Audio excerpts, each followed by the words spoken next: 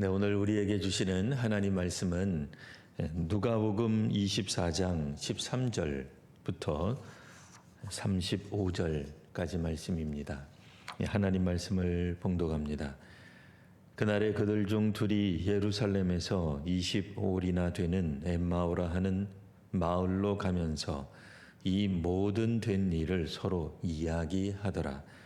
그들이 서로 이야기하며 문의할 때에 예수께서 가까이 이르러 그들과 동행하시나 그들의 눈이 가리어져서 그인 줄 알아보지 못하거늘 예수께서 이르시되 너희가 길 가면서 서로 주고받고 하는 이야기가 무엇이냐 하시니 두 사람이 슬픈 빛을 띠고 머물러 서더라.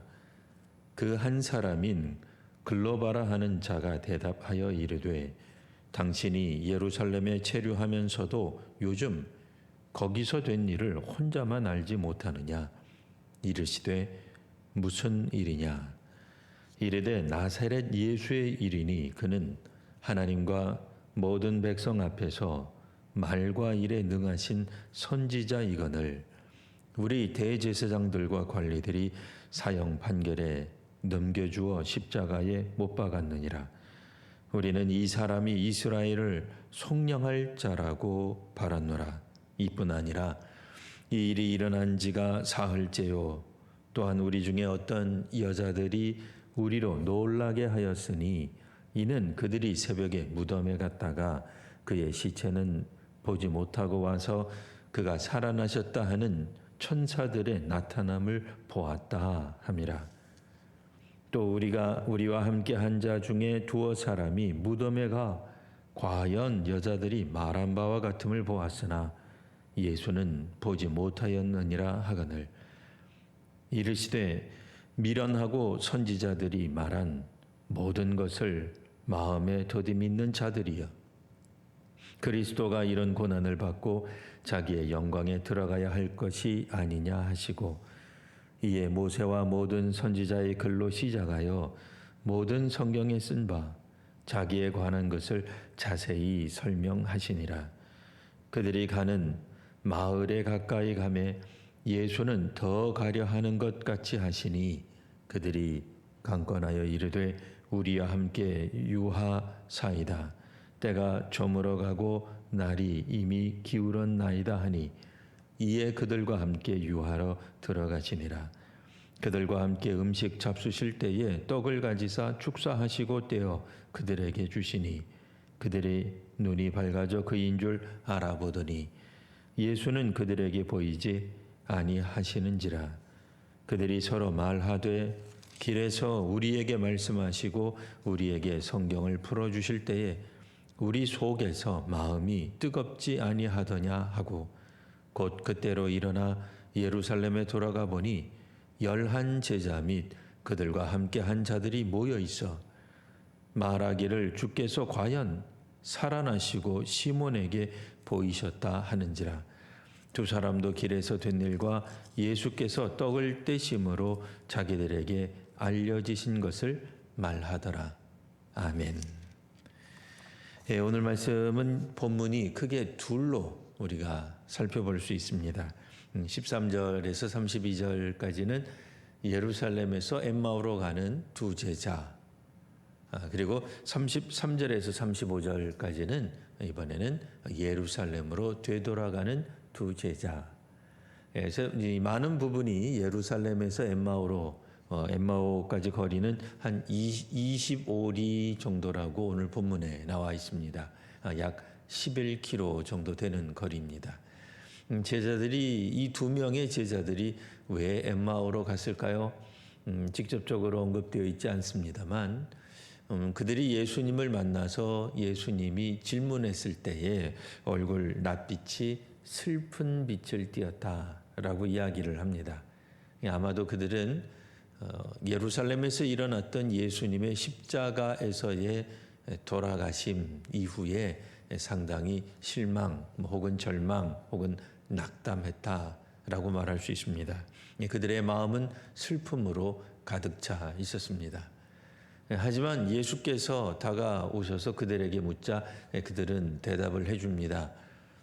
당신도 예루살렘에 거했던 것 같은데 요 며칠간 일어난 일, 나사렛 예수에 관한 일을 어떻게 당신만 모릅니까? 나사렛 예수는 우리가 믿기로 우리 민족을 구원할 그런 선지자입니다. 그런데 우리 대제사장들과 관리들이 예수님을 십자가형에 처하게 만들었습니다. 그런데 이제 같이 있었던 여자들이 무덤에 갔는데 가서 예수님의 시신을 찾지 못하고 그들이 말하기를 천사를 보았는데 그 천사가 예수님이 살아났다라고 말했다는 겁니다. 우리 중에 같이 있었던 사람들 몇이 직접 그 무덤에 가 보았으나 우리도 예수님을 찾지 못했다고 이야기를 들었습니다 하면서 이제 슬픈 얼굴을 하고 있는 그 내용이 굉장히 길게 나옵니다. 사실 그 앞부분에 있었던 복음서 내용 그리고 예수님이 예루살렘에서 십자가에서 처형당하시게 된 사건을 매우 간략하게 요약한 내용이다라고 말할 수 있습니다. 누가복음을 읽는 사람들 혹 처음 읽는다 하더라도 이들이 예루살렘에 있었고 예루살렘에서 지금 무슨 일이 벌어졌었는지를 알 수 있는 그런 요약본이라고 말할 수 있습니다. 자, 이제 예수께서 그들에게 몇 가지 말씀하시는데 그중 하나 오늘 우리가 생각해 볼 것 중에 하나가 이 두 제자들은 눈이 가려졌었다라고 하는 겁니다. 그러다 보니 예수께서 가까이 오셔도 예수인지를 알아보지 못했어요. 그들도 예수님의 최측근으로서 예수님 주변에 있었을 것입니다. 성경에 나오는 12 혹은 11 제자 중 두 사람은 아니었겠으나 그래도 상당히 가까운 거리에서 예수님을 지켜보던 주의 제자들 중 두 사람이었습니다. 그런데도 예수님이신 줄 몰라보았다라고 하는 얘기입니다. 사실 우리도 마음이 큰 슬픔 가운데 있으면 눈이 밝아지지 못합니다. 어두워집니다. 실제로 이 어두워진 사람들의 특징을 예수께서 다시 한번 말씀하시기를 너희들이 어떻게 이렇게 마음에 더디 믿느냐라는 표현이 있습니다. 이게 이제 우리말 느낌으로는 천천히 믿어가는 것 같은 느낌이 있습니다만 다른 성경에서는 좀 더 명확하게 번역을 해놨습니다. 그래서 예언자들이 말한 그런 모든 이야기들, 왜 이런 일들을 믿는 마음이 어렵냐? 왜 못 믿느냐? 라는 뜻입니다. 그러니까 천천히 시간을 들여서 뜸을 오래 들여서 조금씩 믿어간다라기보다는 이 더디 믿는다는 것은 아예 믿기 어려운 상태를 지적하고 있는 표현입니다. 결국 주의 제자로 그들이 몇 년을 살았든지 간에 함께 있었고 그들의 확신, 기대가 있었는데 그 기대가 무너지는 것을 경험한 거죠. 왜요? 예수님이 무덤에 계시지 않았기 때문에 그렇습니다. 그러니 오늘 우리들 가운데서도 사실 그 신앙생활 오래 하지만 교회 주변에 또 기독교 주변에 오래 머물러 있지만 실제 믿음으로 나아가는 게 얼마나 어려운지 하고 생각해 볼 수 있습니다. 믿음을 잘 못 갖는 분이 우리 주변에도 있습니다. 눈이 밝아져서야 비로소 예수께서 계신 것을 알 수 있게 되는데 그것은 이제 예수님의 어떤 그런 이야기들, 가르침들, 또 시간을 보내는 것들, 그래서 예수님이 전에 하셨던 말씀들을 다시 기억나게 하였을 때에 그들이 비로소 눈이 밝아졌다라고 말할 수 있습니다. 물론 여기서 말하는 눈은 우리 신체적인 우리 사람이 가지고 있는 그런 몸의 눈이 아니죠. 소위 말하는 영적인 것을 볼 수 있는 또 하나님 나라에 관한 이야기를 볼 줄 아는 그런 눈이라고 말할 수 있습니다. 근데 놀랍게도 분명 그 사람들이 당장 눈이 가리워져서 길을 못 걸은 게 아닙니다. 그들은 길도 걸을 수 있었고 쉬는 곳을 찾을 수도 있었으며 예수님과 더불어 먹으며 음식 먹으며 대화도 했던 겁니다. 다만 그들의 눈이 가리워져 소위 말하는 영적인 것은 뭐 놀랍고 신비로운 다른 어떤 세상 것을 겹쳐져서 본다라기보다는 정말 마땅히 봐야 될 진실, 그들 눈앞에 있는 사실, 예수님이 이미 죽어서 돌아가셨다고 생각했기 때문에 눈앞에 있는 예수님을 볼 수 없었던 것입니다. 놀랍게도 그들은 신체의 눈이 완전히 못 쓰게 된 눈이 앞이 가리워진 게 아닙니다.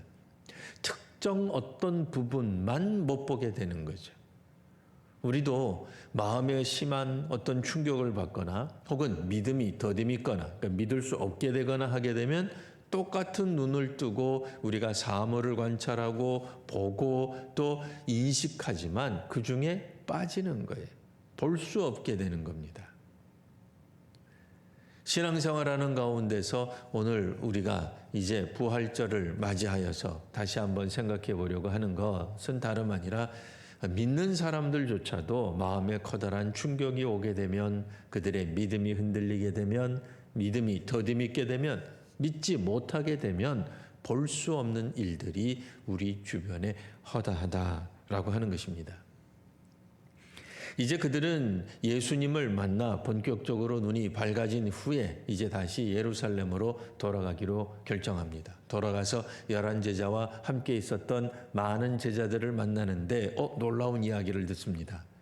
그들도 그들 가운데 그 11제자 예루살렘에 있었던 제자들 가운데 예수님이 나타났을 때 실상 11제자뿐 아니라 많은 사람들이 사실 당황했다는 거예요. 그들도 어색한 거예요.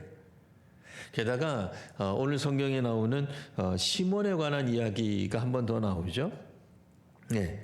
그러니까 그 사람들도 사실 그 믿기가 어려운 그런 이제 표현들 직접 가서 확인해야 되는 그런 일들이 나타나게 되는 것입니다.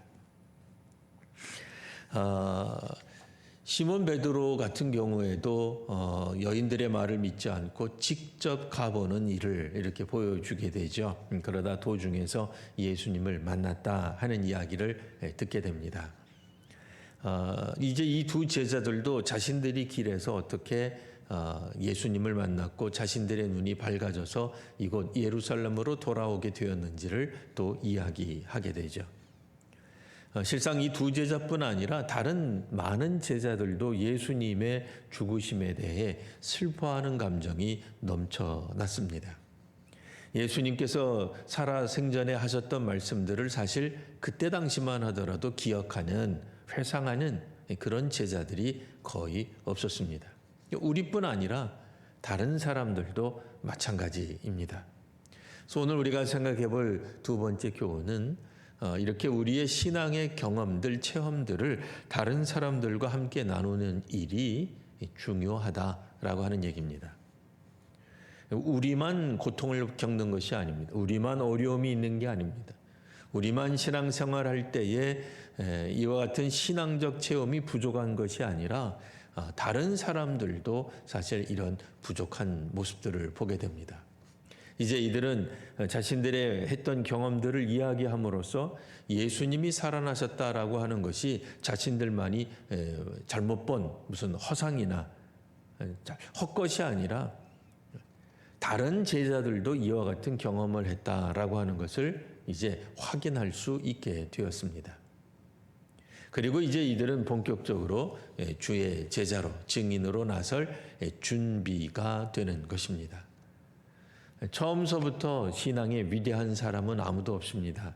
우리 모두가 다 비록 처음에는 연약하고 또 어리숙하고 또 잘 믿지 못하지만 우리의 믿음이 점점 자라면서 다른 사람들과 교제하고 또 영적인 이야기들을 나눔으로써 다른 사람들의 체험도 또 우리의 체험도 함께 나누는 것입니다. 이럴 때 우리들의 신앙이 보다 더 견고해질 줄 믿습니다. 이제 부활을 맞이하여서 다시 한번 우리 마음 가운데 부활하신 주님을 만나신 경험들, 또 우리 신앙 가운데서 하나님 체험한 경험들을 구역 식구들과 또 주변 그리스도인들과 함께 나누어 보십시오. 그리고 더욱더 굳건한 믿음 위에 서시기를 바랍니다. 그리고 이제 나아가 나사렛 예수께서 살아나셨다고 부활의 우리 주님을 증언하는 우리 성도님들, 우리 모두가 되시기를 바랍니다. 기도하겠습니다.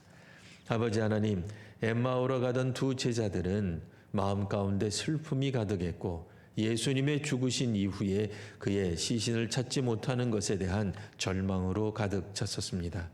그러나 하나님의 나라는 끝이 아니었고 예수님은 죽음에 머물러 계시지 않았습니다. 이제 부활절을 맞이하여 다시 한번 우리 한국교회 또 우리 성도님들의 마음 가운데 부활하신 예수님과 또 예수님의 영이 함께 불타올라 저희로 하여금 부활절을 또 부활의 예수님을 증언하는 증인들의 삶이 되게 하여 주옵소서. 멀리 나가 사역하는 선교사들과 또 우리도 함께 나아가 선교적 사명을 다하겠다는 마음을 가지고 오늘 부활절 특별 새벽기도회를 통하여 다시 한번 우리가 우리의 마음이 뜨거워지며 복음을 증언하는 저희들이 되게 하여 주옵소서. 거룩하신 우리 구주 예수님 이름으로 기도드리옵나이다. 아멘.